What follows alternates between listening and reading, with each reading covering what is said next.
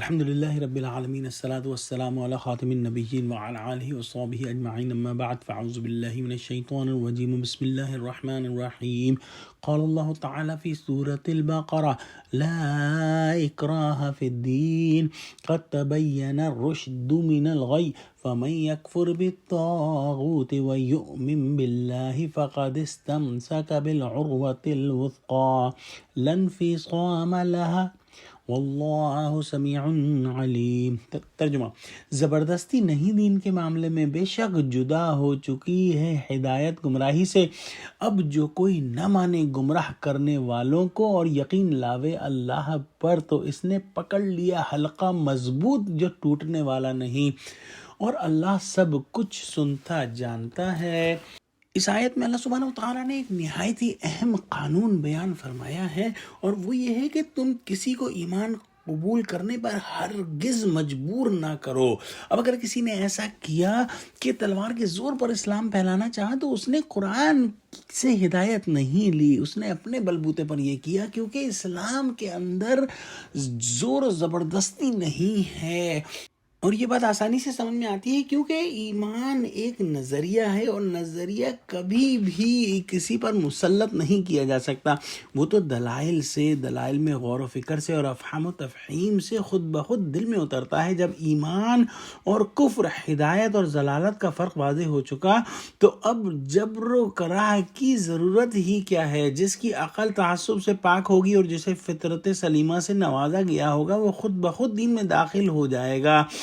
اور ایک اور نقطہ سمجھا جا سکتا ہے کہ اگر کسی نے کسی کو تلوار کے زور پر مسلمان کر بھی لیا تو وہ کتنے دن مسلمان رہے گا؟ جیسے ہی تلوار اس کے سر سے ہٹے گی وہ دوبارہ سے جو ہے وہ اپنے پچھلے دین پر چلا جائے گا۔ تو یہ نہایت اہم بات ہے کہ دین کے اندر جو ہے وہ کوئی زبردستی نہیں ہے۔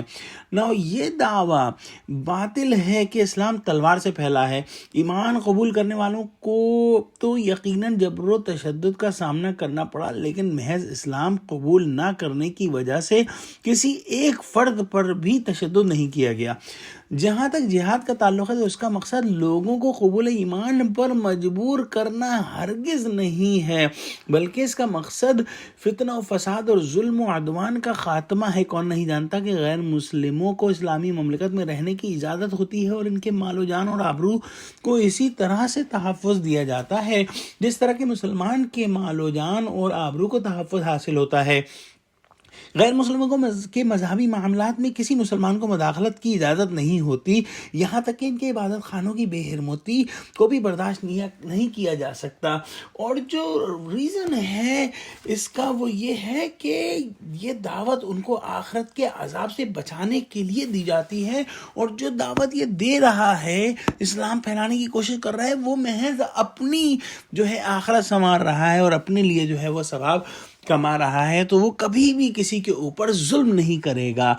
اچھا، اس کے بعد اللہ سبحانہ وتعالی نے فرمایا کہ جدا ہو چکی ہے ہدایت گمراہی سے، گویا اب اسلام کا پیغام ہر جگہ پھیل چکا ہے، ہر زبان کے اندر قرآن کا ترجمہ ہو چکا ہے اور اب لوگ اسلام کو جان چکے ہیں۔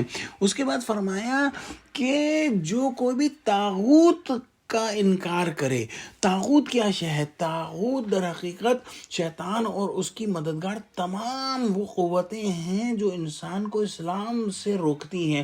جس کسی نے بھی ان طاقتوں کو نہ مانا اور ان سے رشتہ توڑا اور ان سب سے منہ موڑا اور اللہ پر ایمان لایا تو اس نے بہت مضبوط حلقہ یا کنڈا جو ہے وہ پکڑ لیا، اور یہ کنڈا ایسا ہے جو کبھی ٹوٹنے والا نہیں۔ گویا اگر کوئی جہاز سے گر جائے پانی کے اندر اور اس کے ہاتھ میں کوئی ایک مضبوط کنڈا ہاتھ میں آ جائے تو وہ کچھ ہو جائے اس کنڈے کو نہیں چھوڑے گا، کیونکہ اس سے اس کی بقا جو ہے وہ وابستہ ہے۔ بالکل اسی طرح سے اسلام سے اور اللہ سے ہمیں چمٹ جانا ہے، اور بے شک اللہ سمیع ہے، العلیم ہے، سب کچھ جو ہے سنتا ہے اور سب کچھ جانتا ہے، ہمارے دلوں کے حال بھی جانتا ہے۔ تو دعا کرتے ہیں کہ اللہ ہم کو قرآن کا اور اسلام کا فہم دے اور ہم کو سیدھے راستے پہ چلا۔ آمین۔ وآخر دعوانا الحمدللہ رب العالمین، والسلام علیکم ورحمۃ اللہ وبرکاتہ۔